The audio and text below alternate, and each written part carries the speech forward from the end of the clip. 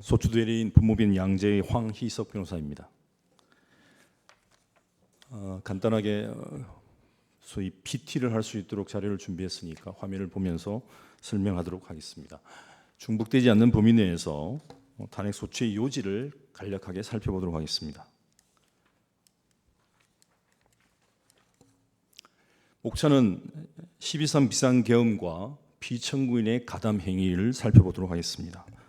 첫 번째는 12.3 비상계엄의 위헌과 위법성을 살펴보고, 구체적으로 피청구인의 가담 행위 첫 번째로서 국회 봉쇄와 출입 통제 행위를 살펴보겠습니다. 두 번째로 피청구인의 가담 행위 두 번째로서 선관위 외곽 경계를 하고 출입 통제를 한 행위 부분을 살펴보도록 하겠습니다. 큰 주제 2번으로는 2024년 11월 9일 날 있었던 민주노총 주최의 전국 노동자 대회를 집회 방해를 한 행위에 대해서도 다시 살펴보도록 하겠습니다. 마지막으로 헌법과 법률의 위반 중대성을 살펴보고 결론적으로 저희들 주장을 정리하도록 하겠습니다. 첫 번째, 12.3 비상계엄과 피청구인의 가담 행위 첫 번째를 보도록 하겠습니다. 먼저 12.3 비상계엄의 위헌 위법성에 관련돼 살펴보겠습니다. 우리나라 헌법 및 계엄법상 비상계엄의 실체적 요건은 전시, 사변 또는 이에 준하는 국가 비상사태가 있어야 되고, 적과 교전 상태에 있거나 사회 질서가 극도로 교란되어 행정 및 사법 기능의 수행이 현저히 곤란한 경우, 병력으로서 군사상 필요에 응하거나 공공의 안녕 질서를 유지할 필요가 있어야 된다는 것입니다. 또 한편 우리나라 헌법 및 계엄법상 비상계엄의 절차적 요건은 국무회의 심의를 거쳐야 되고, 국무총리와 관계 경무위원의 계엄 선포문에 부서가 있어야 되며, 계엄 선포 이유와 종류, 시행 일시, 시행 지역, 그리고 계엄 사령관에 대해서 공고를 해야 됩니다. 마지막으로 지체 없이 계엄 선포 사실을 국회에 통과해야 됩니다. 그런데 12.3 비상계엄의 경우에는 그 당시에 계엄 선포 당시에 중대한 위기 상황이 현실적으로 발생한 바가 없습니다. 전시나 사변이나 그에 준하는 국가 비상사태가 전혀 없었습니다. 당연히 병력을 동원할 필요도 없었습니다. 절차적으로는 국무회의 심의를 제대로 거치지를 않았고, 지체 없이 국회에 통과하지도 않았습니다. 아울러 계엄 선포의 이유나 종류, 시행 일시, 그리고 시행 지역과 계엄 사령관에 대해서도 공고를 하지 않았습니다. 이 때문에 윤석열 전 대통령에 대한 탄핵 심판 사건에서 우리 헌법재판소는 비상계엄의 실체적 절차적 요건을 위반했다라고 판시한 바 있습니다. 이처럼 12.3 비상계엄이 위헌적이고 위법한 상황에서 피청구인이 구체적으로 어떤 행위에 어떤 가담 행위를 했는지를 살펴보도록 하겠습니다. 그 첫 번째는 국회 봉쇄와 출입 통제를 한 행위입니다. 이미 많이 알려져 있겠지만 12월 3일 19시 20분경 윤석열 전 대통령은 국방부 장관인 김용현, 피청구인 그리고 서울경찰청장이던 김봉식을 사전에 안가에 불러서 회동을 가집니다. 그 자리에서 윤석열 전 대통령은 피청구인에게 오늘 밤 22시에 비상계엄을 선포해야겠다, 이렇게 말하며 계엄군이 국회에 갈 것인데 경찰이 국회 통제를 잘 해달라라고 지시를 합니다. 그러자 김용현은 22시 2200 국회, 2300 민주당사, 비상계엄, 여론조사 꽃 등 계엄군이 출동할 시간과 장소 등이 적힌 A4지를 피청구인에게 전달합니다. 이렇게 전달을 받은 피청구인과 김봉식은 비상계엄 선포에 따른 경찰 기동대 출동을 준비합니다. 김봉식은 비상계엄 발령 시 동원 가능한 야간 근무 기동대 현황을 파악해서 피청구인에게 직접 보고를 합니다. 그리고 김용현은 22시 계엄 선포 지연이 예상되자 피청구인에게 전화를 걸어서 계엄이 좀 늦어질 것 같다며 그대로 대비를 해달라고 부탁을 합니다. 이제 비상계엄이 선포됩니다. 비상계엄이 선포되자 김봉식은 22시 31분경 계엄 선포가 되었다면서 준비된 기동대 병력을 배치하겠다라고 피청구인에게 보고를 합니다. 그러자 피청구인이 한 말이 있습니다. 알겠다입니다. 김봉식은 피청구인의 승낙을 받자 모든 국회 출입물에 기동대를 배치하고서 22시 45분경 피청구인에게 다시 이 상황을 보고합니다. 그러자 그때부터 국회의원을 포함한 모든 사람의 국회 출입이 전면 차단되고 통제됩니다. 물론 그 중간에 일시적으로 출입이 허용된 경우가 있었습니다. 의원 등 국회 출입증 소지자들에 한해서 일시 출입을 허용을 했는데 22시 59분경 국회의 계엄 해제 결의가 가능하여 국회 출입을 금지할 근거가 없다는 참모의 의견을 들은 김봉식이 피청구인에게 이를 보고합니다. 그러자 곧이어 국회 출입증 소지자에 한해서 국회 출입이 허용됩니다. 그런데 피청구인은 이것을 아전 인수교육으로 해석을 하고 있습니다. 사실은 이 행위는 국회 봉쇄의 위헌 위법성을 피청구인 스스로 잘 알고 있었다는 뜻이기도 합니다. 그런데 다시 포고령이 발령이 되자 2차 국회 봉쇄에 들어갑니다. 22시 30분경 박안수가 피청구인에게 국회 출입을 차단해달라고 요청을 합니다. 그리고 이 요청을 받은 피청구인은 곧바로 22시 35분경 경찰청 경비국장인 임정주에게 그리고 22시 36분경 김봉식에게 국회 출입 완전히 통제하라라고 지시를 합니다. 이에 대해서 경찰 간부들이 재고해달라고 요청을 하죠. 그런데 이에 대해서 피청구인이 한 말이 있습니다. 이 요청을 당연히 묵살합니다. 뭐라고 묵살을 하느냐? 포고령 따르지 않으면 우리가 체포된다였습니다.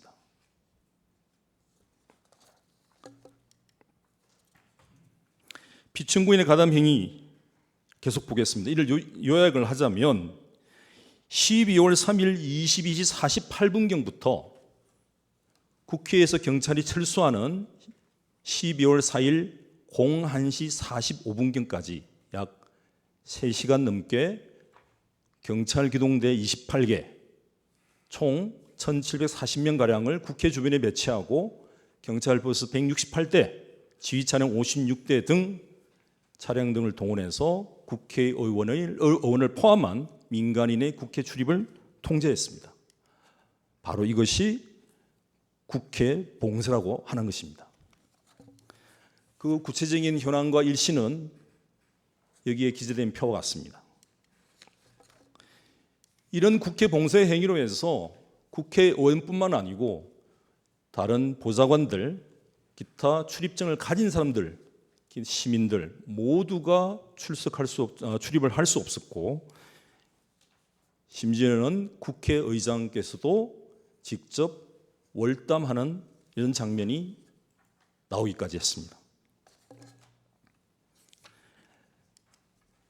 또 한편에서는 이런 국회의원들이 계엄 해제 의결을 막기 위해서 주요 인사 합동 체포조를 편성하고 운영을 했습니다. 김용현이 여인영 방첩사령관에게 이재명, 우원식 등 주요 인사 10여 명을 체포하라고 지시를 하자 여인영은 피청구인에게 직접 전화를 걸어서 수사요원 100명을 지원해달라, 이재명, 우원식 등 10여 명을 체포하라, 경찰에서 그 위치를 확인해 달라라고 요청을 합니다. 그러자 피청구인 한 말이 있습니다. 알겠다. 국가수사본부와 실무적으로 상의하라. 이처럼 국회 봉쇄와 출입 통제를 하고 국회의원 등 주요 인사를 체포하는 체포제를 운영한 것은 위헌적인 계엄 해제의 급박한 상황에서 국회의원이 국회 출입을 막아 자칫 계엄 해제 결의가 좌절되고 지금 우리가 계엄 상황에서 계엄군의 지휘를 받아야 될 그런 상황까지도 초래한 것입니다.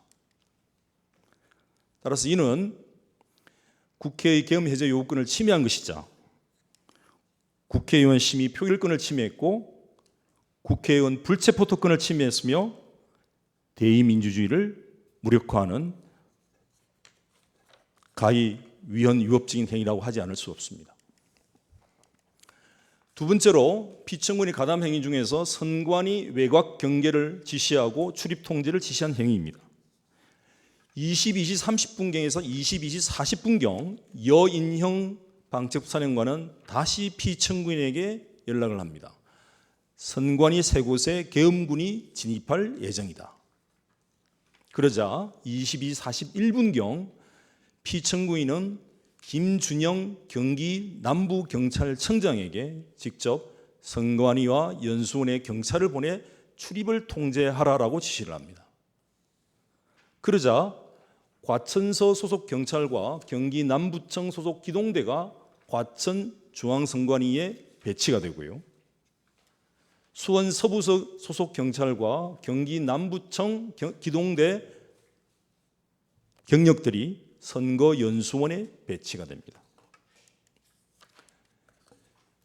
이미 많이 알려졌겠지만 그 당시 선관위에 있던 서버를 무단으로 압수하고 수색하려고 하는 계엄군이 진입하여 서버를 촬영하고 있는 장면입니다. 이때 경찰은 K1 소총을 소지하고서 선관위에 투입이 됐습니다. 그리고 선거연수원에도 역시 경찰 병력들이 출동하여 선관위의 출입을 통제했습니다. 이처럼 선관위 외곽 경계를 하고 출입 통제를 한 행위, 그리고 반면에 계엄군을 선관위에 진입하도록 허용한 행위는 소위 부정선거 증거를 확보를 위해서 투입된 계엄군의 위법한 압수수색 및 선관위 활동을, 독립적인 활동을 침해하는 행위라고 볼 수밖에 없습니다. 따라서 이는 헌법상 영장주의를 위반한 행위이자 헌법상 합의제 기관의 독립성을 침해했고 경찰의 중립과 권한 남용 금지 의무를 위반한 것이라고 볼 수밖에 없습니다. 마지막으로 11월 9일 날 전국 노동자 대회에 있었던 집회를 방해한 부분에 대해서 설명드리겠습니다. 이 집회는 2024년 전태일 열사 정신개성 전국 노동자 대회라는 명칭으로 민주노총이 주최한 집회입니다. 그 일시는 2024년 11월 9일 날 16시부터 코리아나 호텔에서 숭례문 방향 차도와 인도에서 개최되었고 그 이전에 사전 집회로서 13시부터 14시 30분까지 본 집회 장소 부근 여러 곳에서 민주노총 가맹 조직별로 사전 집회를 개최한 다음 본 집회 장소로 행진하여 합류하도록 되어 있었습니다. 이것이 바로 각 가맹별 가맹 노조들이 사전 집회를 하기 위해서 이미 신고한 집회의 현황입니다. 민주노총은 사전 집회를 모두 적법하게 신고를 했습니다. 예를 들어서 건설산업연맹 주관 사전 집회의 경우 13시에 사직로 사직공원 횡단보도에서 행진을 하여 서울정부청사 앞 집회를 개최하고 거기서 집회를 마친 다음 종로구청 로타리와 시청 후문 그리고 시청 광장을 거쳐서 본 집회 장소에 합류할 예정이었습니다. 그리고 이 집회 신고는 11월 1일자로 서울경찰청장의 신고서 수리가 있었습니다. 바로 이것이 당시에 신고된 신고서이고 수리된 신고서입니다. 한편 본 집회도 적법하게 신고한 집회였습니다. 본 집회는 서울 남대문 경찰서장의 집회 신고 수리가 있었고, 이 집회는 말씀드린 바와 같이 당시 신고 당시에는 자정무렵부터 23시 59분까지였으나 16시부터 22시까지 다시 조정을 하기로 해서 실제 개최가 되었습니다. 그리고 이 역시 적법한 신고 접수증입니다. 그런데 사전 집회를 마친 건설사람연맹 소속 노조원들이 경찰서의 인도 아래 평화롭게 행진을 해서 서울시청 앞 광장에 이르렀을 때, 그리고 본 집회에 합류하고자 했으나 피청구인과 김봉식의 지휘 감독을 받는 경찰 기동대가 본 집회 참여를 가로막았습니다. 그리고 이에 항의하는 참가자들을 경찰 기동대가 진압하고 노조원 6명을 무단으로 강제 연행했습니다. 뿐만 아니고 본 집회 역시 진행을 방해하고 위법한 체포 등 집회 방해를 했습니다. 본 집회 20분 경과 시 곧장 집회 해산을 종령하며 강제 해산을 경고했습니다. 그리고 그 중간에 국회의원들이 위법한 집회 해산을 자제시키려고 협의를 벌이던 중 경찰 기동대가 다시 집회 강제 해산과 참가자 체포를 시도하여 곳곳에서 충돌이 발생을 합니다. 그리고 이 때문에 경찰 기동대와 참가자들 사이에 끼어있던 한창민 국회의원 그리고 집회 참가자 다수가 부상되고, 그 현장에서 경찰에 의하여 많은 참가자들이 강제로 체포되고 연행되었습니다. 이것이 바로 그 당시에 있었던 노동자 대회 집회입니다. 그리고 이것은 윤석열 전 대통령에 대한 탄핵을 바라는 탄핵 집회입니다. 모두가 같은 집회이고, 모두가 같이 적법하게 신고된 집회이고, 모두가 같이 평화롭게 진행되던 집회입니다. 그런데 노동자 대회는 결말을 이렇게 맞이하고 말았습니다.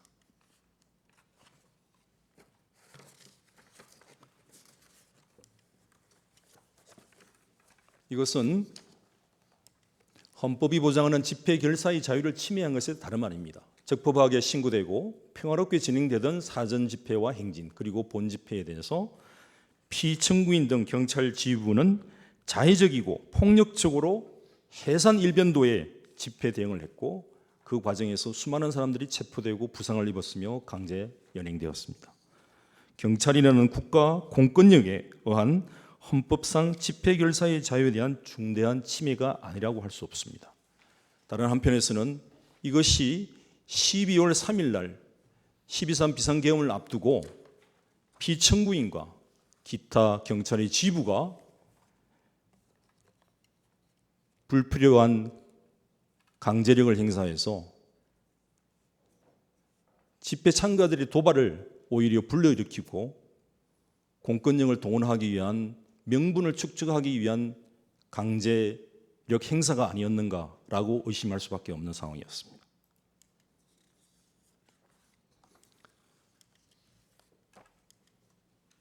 이 같은 피청구인의 행위에 대해서 이것이 과연 어떤 법을 위반한 것인지 한번 살펴보도록 하겠습니다.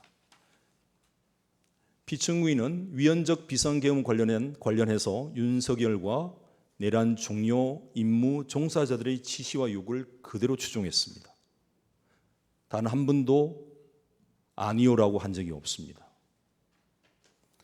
비상계엄을 해제하려는 국회의원 등의 헌법적 행위를 막기 위해서 국회 봉쇄와 출입 통제를 행하였습니다. 그리고 심지어는 국회의원들을 체포하기 위한 체포조 역시 운영하였습니다. 이는 헌법적으로 도저히 묵과하기 어려운 행위입니다. 아울러 피청구인은 독립적인 헌법기관의 선관위를 침탈하는 계엄군에 상당한 지원을 제공하고 이들의 위법한 행위를 옹호하고 원조하는 위법적인 행위를 저질렀습니다. 아울러 평화적이고 합법적인 집회를 자의적으로 강제 해산함으로써 집회 결사의 자유를 침해하였습니다. 피청구인의 이러한 행위는 경찰 본연의 임무에서 중대한 일탈을 한 것이라고 볼 수밖에 없습니다. 경찰법 제3조 경찰의 제1의 임무는 국민의 생명, 신체, 재산의 보호라고 명시되어 있습니다. 그리고 경찰법 제5조는 불가침의 기본적 인권을 보호하고 국민 전체에 대한 봉사자로서 공정 그리고 중립을 준수할 것, 그리고 권한을 남용하지 말 것을 명시하고 있습니다. 경찰의 임무나 경찰의 중립 업무 등의 준수 대신에 피청구인은 오히려 위헌적인 비상계엄에 매달린 정권의 지시에 복종을 했습니다.